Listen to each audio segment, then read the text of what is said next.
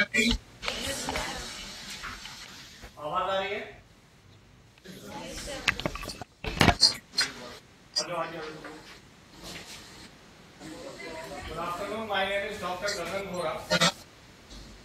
आप अगर कुछ पर्टिकुलर क्वेश्चन पूछना चाहते हैं तो आप पूछिए, नहीं तो फिर मैं आपको बताना शुरू करता हूँ कि किस तरह से प्रिपरेशन करनी है। All of you must be preparing for AIPMT, right?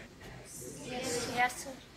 Okay, AIPMT, AIIMS and क्योंकि आप लखनऊ में बिलोंग करते हैं तो UPCPMT के लिए भी प्रिपेयर कर रहे हैं। Yes, sir. आवाज आ रही है? Yes, sir.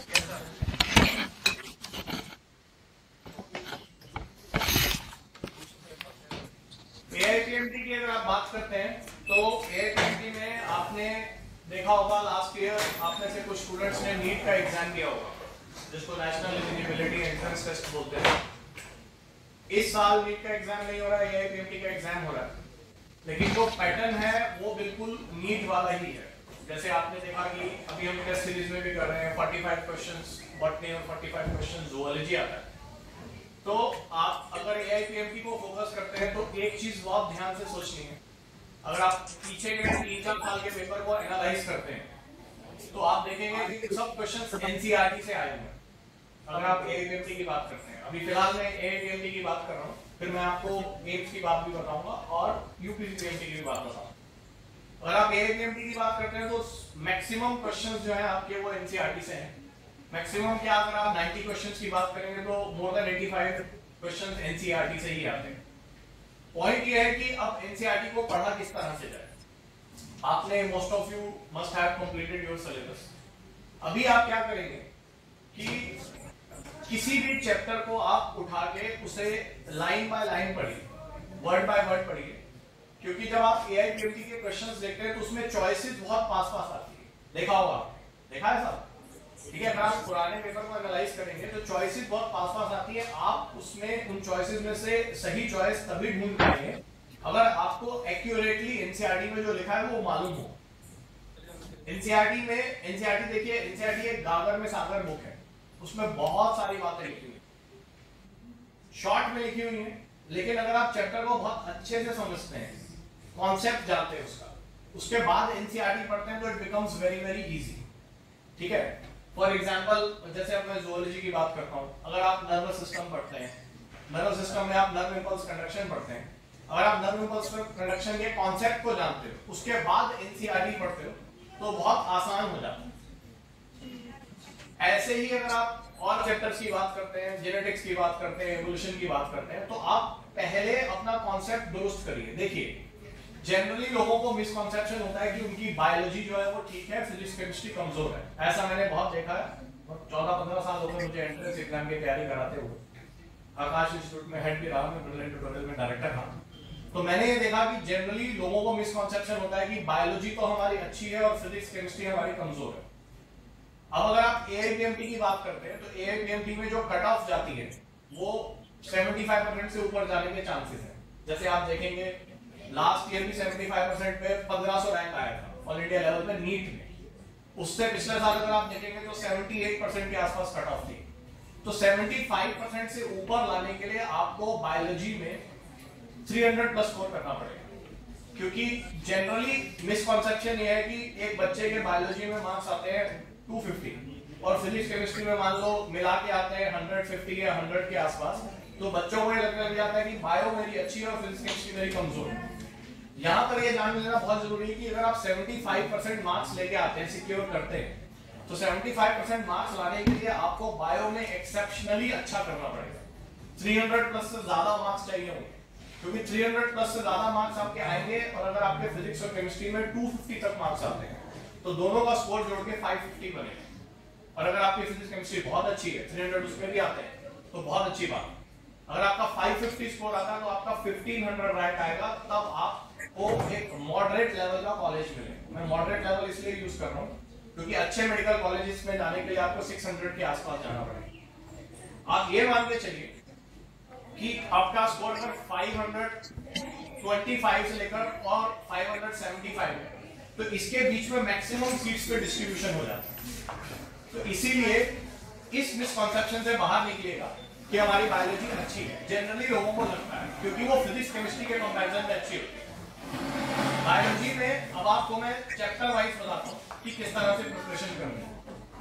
जैसे आप सपोज बॉटनी के लिए आपके पास बहुत एक्सपीरियंस सर है, आप उनसे पढ़ रहे हैं, मैं आपको ज़ूलॉजी के लिए बता देता हूँ। जैसे सबसे पहले आपको एनिमल किंगडम की बात आती है, तो अब एनिमल किंगडम की अगर आप बात करें 11th के सिलेबस के हिसाब से, तो एनिमल किंगडम आप अगर यूपी सीपीएमटी की तैयारी कर रहे हैं तो आप जानते हैं उसके लिए काफी डिटेल में पढ़ना पड़ता है, सब चीजें पढ़नी पड़ेगी आपको। जनरल फीचर के साथ साथ डिस्क्रिप्टिव स्टडी भी करनी पड़ेगी। पॉलीफेरा पढ़ते हैं तो उसके कैनाल सिस्टम भी पढ़ने पड़ेंगे। अगर आप निडेरिया पढ़ते हैं तो हाइड्रा की डिटेल स्टडी पढ़नी पड़ेगी। ओबिलिया पढ़ना पड़ेगा। भी पढ़ते हैं तो आपको लाइफ साइकिल पढ़नी पड़ेगी। ये तो आप सीपीएमटी की बात करते हैं। अगर आप एआईपीएमटी की बात करते हैं, एआईपीएमटी में एनिमल क्लासिफिकेशन से 4 या 5 क्वेश्चन आते हैं। वो सारे क्वेश्चंस एनसीईआरटी बेस्ड होते हैं, जैसे कि हम टेस्ट सीरीज में भी पूछ रहे हैं। जनरल फीचर्स आपको पढ़ना है एनसीईआरटी से। एनसीईआरटी से जनरल फीचर पढ़ने के बाद आप देखेंगे उसमें फिगर्स दिए होंगे। जैसे कि सपोज करिए कि आपको ऐसे मेडुसा और पॉलिप किया हुआ एनसीईआरटी, तो आपसे पूछेंगे कि मेडुसा कौन सी क्लास में है, पॉलिप कौन सी क्लास में है, या मेडुसा कौन से एनिमल में है, एनिमल के साइंटिफिक नेम दिए हुए हैं, उनके कॉमन नेम याद करने हैं। जहां पर एनसीईआरटी में जो दिया हुआ, अगर आप एआईपीएमटी और एम्स को फोकस करते हैं तो वो सिर्फ आपको एनसीईआरटी से ही एनिमल किंगडम पढ़ना है। लेकिन जहां पर आपका सीपीएमटी का एग्जाम आ जाएगा तो आपको डिटेल में पढ़ना पड़ेगा। फिलहाल क्योंकि 15 दिन बाकी है तो मैं आपको ये सजेस्ट नहीं करूंगा कि आप बहुत डिटेल और डेप्थ में जाएं। फिलहाल आप ये करें कि एनिमल किंगडम को एनसीईआरटी से पढ़ें, वर्ड बाय वर्ड पढ़ें, उसके जो साइंटिफिक नेम के कॉमन नेम दिए हो वो याद रहना बहुत जरूरी है। क्योंकि एआईपीएमटी और एम्स इस तरह से 4 साइंटिफिक नेम और 4 कॉमन नेम ऐसे करके दे देगा, तो उनको मैच करने के लिए भी देगा। एनिमल किंगडम में आपको मैं कुछ एक और 2 चीजें और बताता हूं जो बहुत काम की हैं। जनरली मैंने देखा है कि कॉर्डेटा में जनरल फीचर से ज्यादा क्वेश्चन आते हैं। जैसे आप देखोगे कि मैमेलिया क्लास है, मैमेलिया क्लास के ऊपर बहुत क्वेश्चन आते हैं। जैसे क्वेश्चन पूछ लेगा which of the following is not a universal feature of Mammalia, उसमें 4 चॉइसेस दे देगा, ठीक है। मैमरी ग्लैंड जैसे यूनिवर्सल फीचर होता है। तो जनरल फीचर की कॉर्डेटा को Mammalia class, reptilia class, apps, amphibia, इस तरह से कैसे डिवाइड किया गया है, जनरल फीचर्स पढ़ना आपको बहुत ज्यादा जरूरी है। तो ये चीजें बहुत जरूरी है, इस पर ध्यान रखिए। फिर अगर आप इसके बाद सेल बायोलॉजी पे आते हैं तो सेल बायोलॉजी में सेल डिवीजन कॉन्सेप्चुअल होता है सारा। अगर आपकी अंडरस्टैंडिंग है, अगर आप समझते हैं क्रॉसिंग ओवर कैसे हो रही है, वेरिएशन कैसे प्रोड्यूस हो रही है, होमोलोगस क्रोमोसोम कैसे मियोसिस में जाइगोटीन में पेयर कर रहे हैं, उसके बाद एनाफेज 1 में सेपरेट हो रहे हैं, ये सब आपने पढ़ा भी होगा, कॉन्सेप्ट है आपके पास, तो आप उस क्वेश्चन को कर पाएंगे। 1 या 2 क्वेश्चन सेल डिवीजन से आता है, 2 या 3 क्वेश्चन सेल स्ट्रक्चर से आते हैं। सेल स्ट्रक्चर में भी आपको एनसीईआरटी अगर आप पढ़ेंगे तो एनसीईआरटी के जो डायग्राम्स हैं, माइटोकॉन्ड्रिया, लाइसोसोम, गोल्जी बॉडीज, ये सब आपको आइडिया होना चाहिए। एक प्रोकैरियोटिक यूकैरियोटिक सेल का डायग्राम दिया है, वो उसे भी अच्छे से पढ़ें।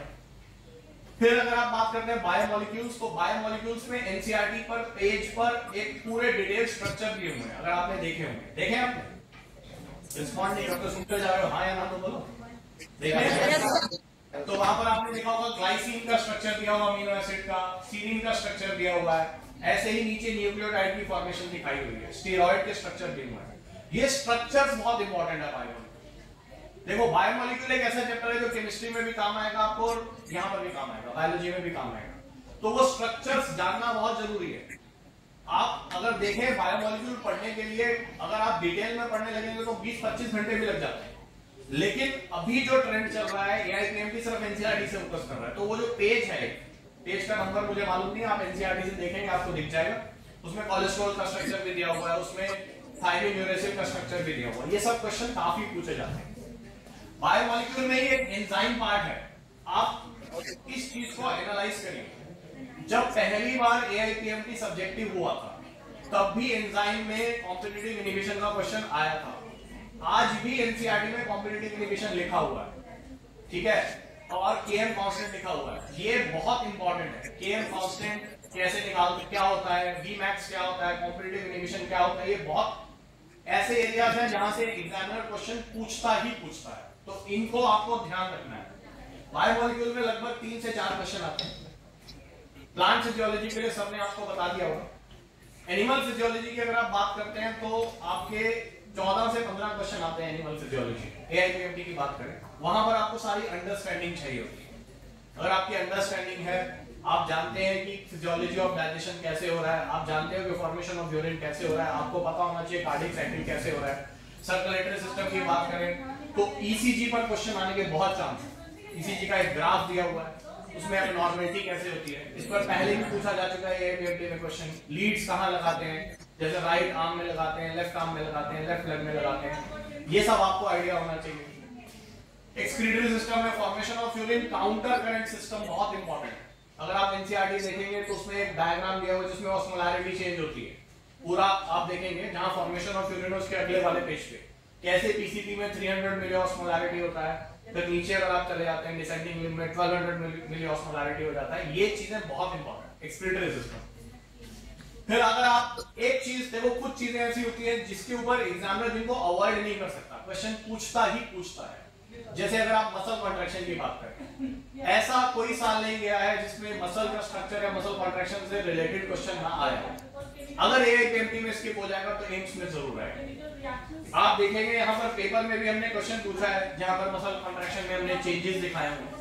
तो ये एनसीईआरटी का डायग्राम है, इसके ऊपर आपको ज्यादा फोकस करना है, देखना है कि मसल कॉन्ट्रैक्ट कैसे करती है, मसल का स्ट्रक्चर, खास तौर पे स्ट्राइप्ड मसल का स्ट्रक्चर, ये बहुत favourite area of the entrance देखने वालों के। कोई भी एग्जाम जब भी लोकोमोशन से क्वेश्चन उठाएगा तो वो मसल कॉन्ट्रैक्शन से उठाएगा, ये आप मान के चलिए।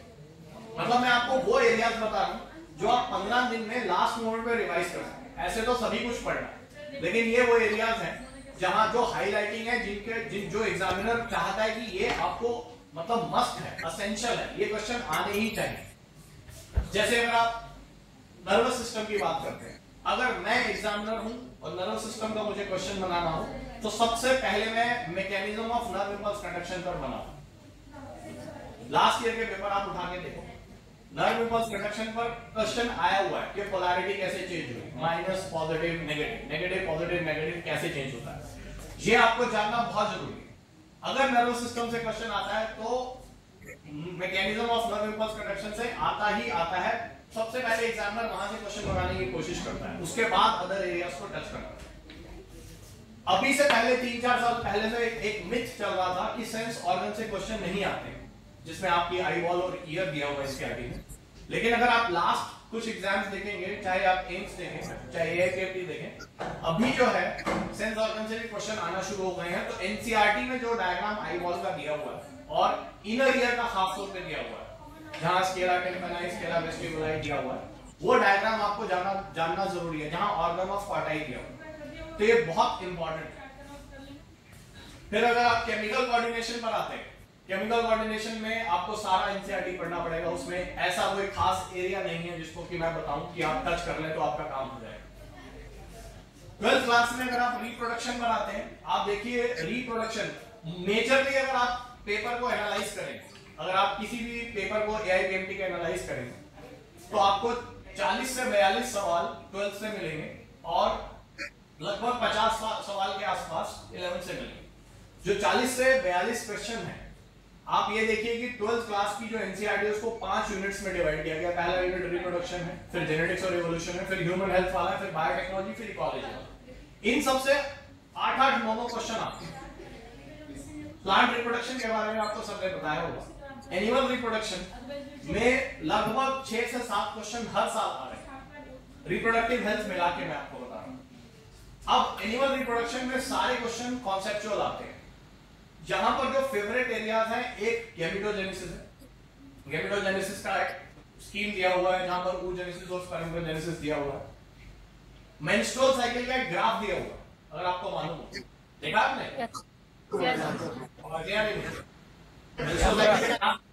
जिसमें एस्ट्रोजन, प्रोजेस्टेरोन, सारा एलएच और एफएसएच का लेवल दिखाया हुआ है, देखा आपने?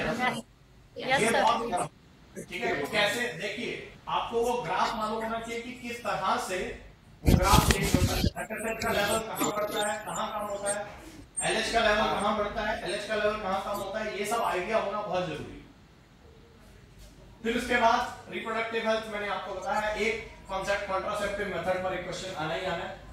एक क्वेश्चन मतलब जो 6-7 क्वेश्चन रिप्रोडक्शन से आएंगे उसमें गैमेटोजेनेसिस, मेंस्ट्रुअल साइकिल और एक कॉन्ट्रासेप्टिव मेथड। ये एसेंशियल क्वेश्चन है, इसको जरूर टच किया जाता है। जेनेटिक्स में मैं आपको यह बताऊं कि मेंडेलियन जेनेटिक्स से ज्यादा आजकल मॉलिक्यूलर जेनेटिक्स पूछी जाती है, जो कि आपका सेकंड चैप्टर है।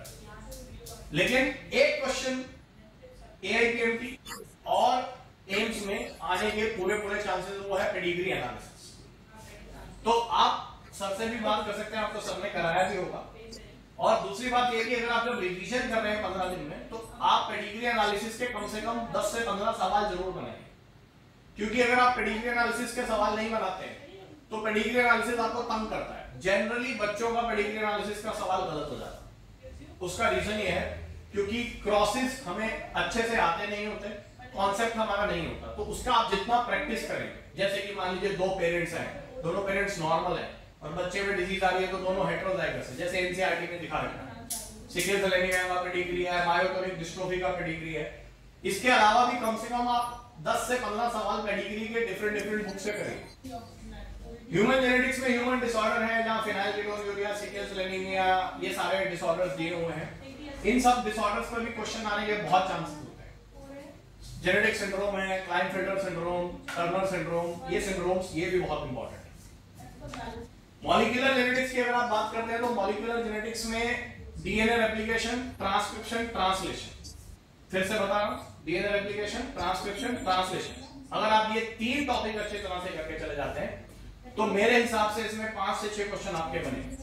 5 से 6 क्वेश्चन इसमें से श्योरिटी से आते हैं। और डीएनए फिंगरप्रिंटिंग काफी इंपॉर्टेंट है। ऐसे ही अगर आप ह्यूमन हेल्थ वाले यूनिट की बात करते हैं तो ह्यूमन हेल्थ वाले यूनिट में आप ये मान के चलिए कि यहां से ह्यूमन हेल्थ से लेकर इकोलॉजी तक, तब तो एनसीईआरटी से पेपर तब भी आता था जब एनसीईआरटी से नहीं आता। मेरे कहने का मतलब ये है, अभी तो पिछले 3-4 साल से एनसीईआरटी से ही पेपर आ रहा है, लेकिन उससे पहले जब एनसीईआरटी से कम आया करता था पेपर, तब भी इन यूनिट्स में एनसीईआरटी से ही आता था। जैसे जेनेटिक्स कॉन्सेप्चुअल है, एवोल्यूशन कॉन्सेप्चुअल है, प्लांट फिजियोलॉजी कॉन्सेप्चुअल है, ह्यूमन फिजियोलॉजी कॉन्सेप्चुअल है। यहां से आपको इसके बाद से सिर्फ एनसीईआरटी में अगर आप रिलाई करेंगे तो आपके सब क्वेश्चन बन जाएंगे। एआईपीएमटी के अलावा बाकी एंट्रेंस एग्जाम में भी मदद होगी। जैसे ह्यूमन हेल्थ की बात करते हैं तो इम्यूनिटी पर एक क्वेश्चन आने के चांसेस होते हैं, जहां पर आप एक्टिव इम्यूनिटी, पैसिव इम्यूनिटी क्या है, एंटीबॉडी फॉर्मेशन कैसे होती है, इम्यूनोग्लोबुलिन का डायग्राम दिया हुआ है एनसीईआरटी, बहुत इंपॉर्टेंट है। फिर उसके बाद एक क्वेश्चन ड्रग से आने की पूरे चांसेस क्या, आप ये मान के चलिए आएगा ही आएगा। जितनी ड्रग्स एनसीईआरटी में दी हुई हैं, चाहे वो आपकी कैनाबिनॉइड्स है, ओपिएट ड्रग्स हैं, या फिर एट्रोपिन के बारे में लिखा हुआ है, स्मैक के बारे में लिखा हुआ है, या फिर इरिथ्रोडाइलिन कोका से कोकीन प्रोड्यूस होती है, इस तरह के क्वेश्चंस पक्का आते हैं। उसके बाद बायोटेक्नोलॉजी आता है। बायोटेक्नोलॉजी में एप्लीकेशन ऑफ बायोटेक्नोलॉजी से ज्यादा क्वेश्चन आते हैं। उसके बाद इकोलॉजी आता है। इकोलॉजी में 4 चैप्टर हैं, 4 चैप्टर से आप समझ लीजिए कि एनसीईआरटी से सब क्वेश्चन आएंगे, 7-8 क्वेश्चन आएंगे, कभी 9-10 भी आ जाते हैं। लेकिन इकोलॉजी में एक आध क्वेश्चन ऐसा भी आएगा जो आप सॉल्व नहीं कर पाएंगे, क्योंकि वो हमेशा नया आ जाता है, लेकिन उसमें आपको ज्यादा घबराने की जरूरत नहीं। ये तो रहा एआईपीएमटी की बात। All India institute of medical sciences की अगर बात करते हैं, जो it is the most prestigious medical college of India and it has got very good reputation among world also. अगर आप एम्स से डॉक्टर हैं तो उससे बड़ी बात कुछ होती नहीं। एम्स आपको मालूम है 7 एम्स हैं, एक एम्स न्यू दिल्ली है, उसके अलावा 6 एम्स लाइक इंस्टीट्यूट और है। When we talk about AIIMS तो सबसे ज्यादा क्रूशियल जो क्वेश्चंस होते हैं वो असर्शन रीजन होते हैं, अगर आपने फेस किया क्या और असर्शन रीजन जानते हो? जानते हो ना? आप देखो, जब आप असर्शन रीजन करते हो, डेफिनेटली आप जानते होंगे, आप अच्छे स्टूडेंट हैं, तैयारी कर रहे होंगे। जब आप असर्शन रीजन क्वेश्चन करते हो तो एक चीज मान के चलिए, हमेशा एंट्रेंस एग्जाम में all India institute of medical sciences में चॉइस ए और चॉइस बी के बीच में प्रॉब्लम होती है। सी और डी चॉइस कोई भी निकाल लेता है। प्रॉब्लम ये होती है कि ये एक्सप्लेन कर रहा है, ये एक्सप्लेन नहीं कर रहा। ये बहुत इंपॉर्टेंट इशू है। अगर आप बायोलॉजी में 20 क्वेश्चन आते हैं असर्शन रीजन में, फिजिक्स में 20, केमिस्ट्री में 20, अगर आप असर्शन रीजन क्वेश्चन को एनालाइज करेंगे तो ए और बी चॉइस को डिस्टिंग्विश करना बहुत ज्यादा मुश्किल है। इसका मैं आपको एक तरीका बताता हूं, आप करके देखिए, इसे प्रैक्टिस करके देखिए, आगे आपका एम्स का एग्जाम आएगा। जब भी आप असर्शन रीजन क्वेश्चन करते हैं तो रीजन को हाथ से छुपा लीजिए। अगर आप रीजन को हाथ से छुपा लेते हैं और असर्शन को फिर पढ़ते हैं, तो आप असर्शन को पढ़ने के बाद उस रीजन को खुद से ढूंढने की कोशिश करें। क्योंकि आप क्या करते हैं कि असर्शन पढ़ते हैं और रीजन पढ़ते हैं, जब दोनों सही होते हैं तो आपकी मन ये कहता है कि भाई ये एक्सप्लेन कर ही रहा हो, अगर नहीं भी कर रहा होता तो भी आप जबरदस्ती उसको एक्सप्लेन कर देते हैं, तो वो तरीका गलत होता है। हमेशा ए और बी चॉइस में प्रॉब्लम रहेगी। तो आप रीजन को हाथ से छुपाइए जहां लिखा हुआ है, असर्शन पढ़िए और पढ़ने के बाद आप खुद से सोचने की कोशिश करिए कि इसका पॉसिबल रीजन क्या हो।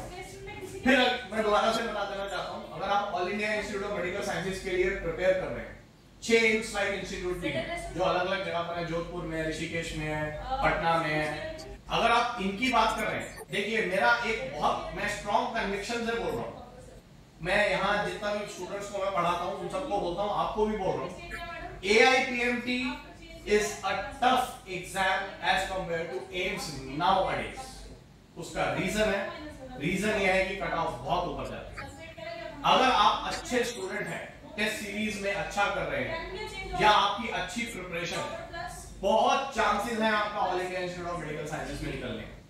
मेरे पढ़ाए हुए बहुत सारे स्टूडेंट न्यू दिल्ली एम्स में 12-14 साल जितना मैंने पढ़ाया, हर साल 8-10-15 स्टूडेंट मेरे एम्स में जाते हैं, टॉप रैंक्स में भी हैं, 1, 2, 3 रैंक भी मैंने पढ़ाए हैं। मैंने जो फील किया है अब पिछले 2-3 साल में, वो ये फील किया है कि all India institute of medical sciences में, क्योंकि क्लब जब से हो गया, 6 एम्स और खुल गए, तो 7वां एम्स मिला के 677 सीटें हैं, 677। इस एम्स को क्लियर करना ज्यादा इजी है क्योंकि इसमें कट ऑफ नीचे जाएगी।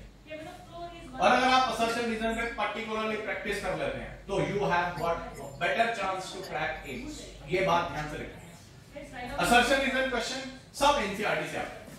एनसीईआरटी के बाहर से ना तो AIPMT कुछ पूछता है ना एम्स कुछ पूछता है, लेकिन फिर वही बात है कि आपकी सब्जेक्ट पे कितनी अंडरस्टैंडिंग है, आपकी आंख कितनी क्रिटिकल है, आप कितनी अच्छी तरह से मैनिपुलेट कर सकते हो, कितनी अच्छी तरह से 2 चॉइसेस में से एक चॉइस को निकाल के देख सकते हो। उसके लिए आपकी पढ़ाई जो आपने इतने दिनों से पढ़ा है वो इम्पोर्टेंट है। आप कुछ मुझसे पूछना चाहते हैं तो पूछ सकते हैं, मोस्ट वेलकम।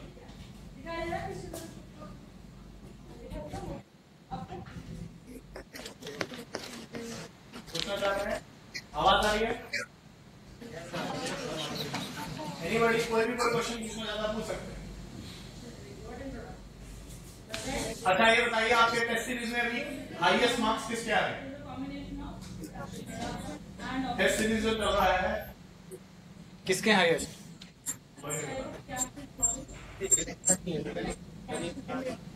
जनरली कितने स्टूडेंट ऐसे हैं जिनका इस टेस्ट सीरीज में 60% से ज्यादा स्कोर आ रहा है? प्लीज रेज योर हैंड्स, हाथ खड़ा करिए।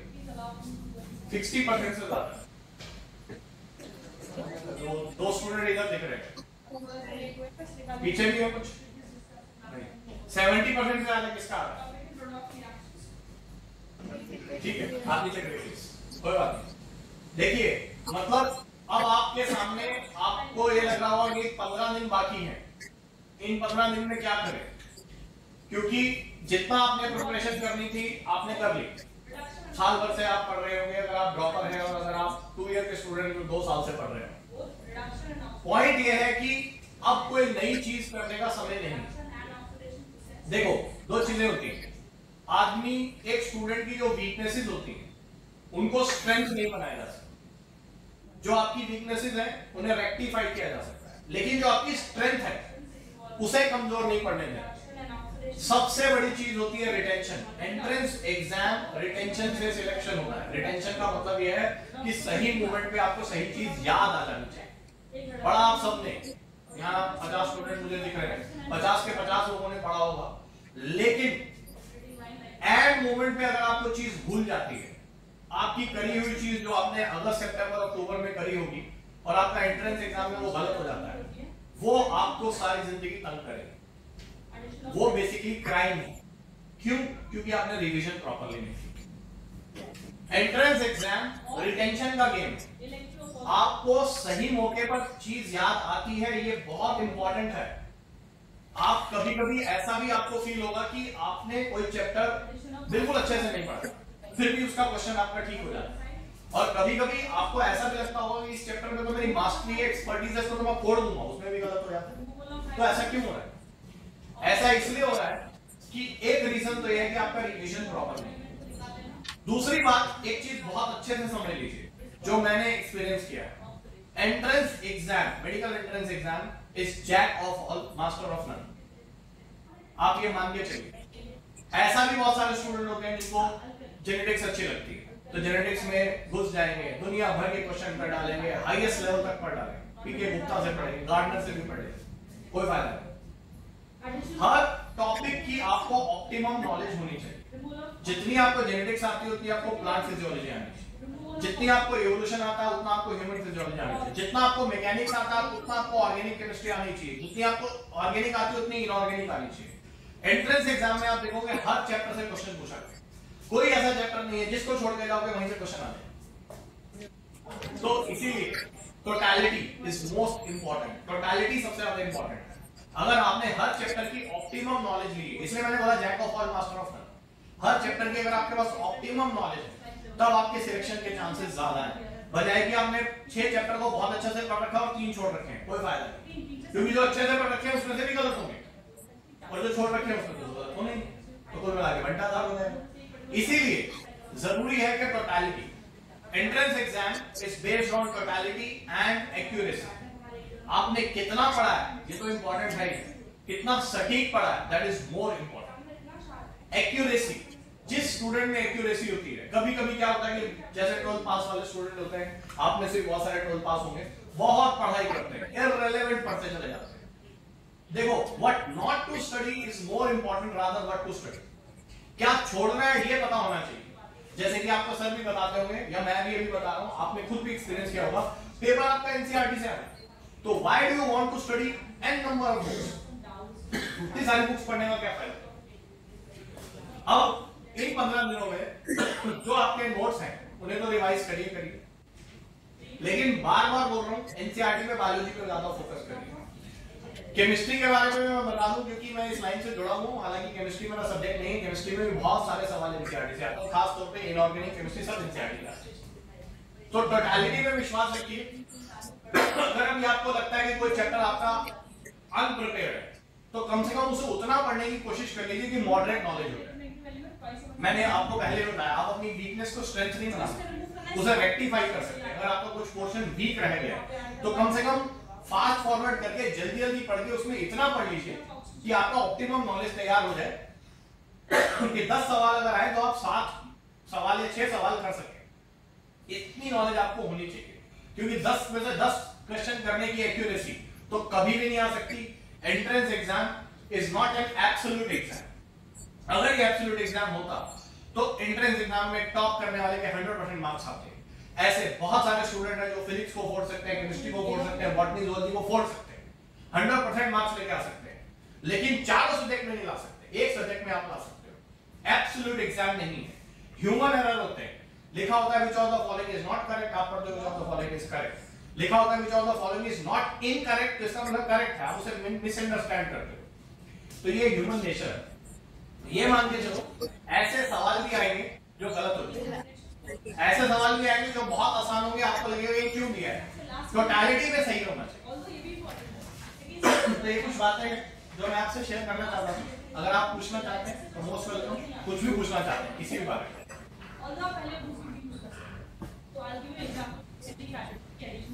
धन्यवाद सर। सर यस सर, कुछ बच्चों की तरफ से क्वेरी है? यस सर, बोलिए। बच्चों के से कोई है भी क्वेरी, किसी को कुछ पूछना है? नहीं है कुछ? I wish you all for the very best for the entrance exam. भगवान करे आप सब लोगों का सिलेक्शन हो जाए, यही कामना करता हूँ। All the best, do your best. आप अगर अपना बेस्ट देंगे तो पक्का सिलेक्शन होगा। हार्डली मैटर अगर सिलेक्शन नहीं हुआ, अंदर से आवाज आनी चाहिए कि इससे बढ़िया मैं नहीं कर सकता था या नहीं कर सकती थी। इस जज्बे से पेपर करना है, इस जज्बे से तैयारी करना है। Thank you very much. Thank you sir.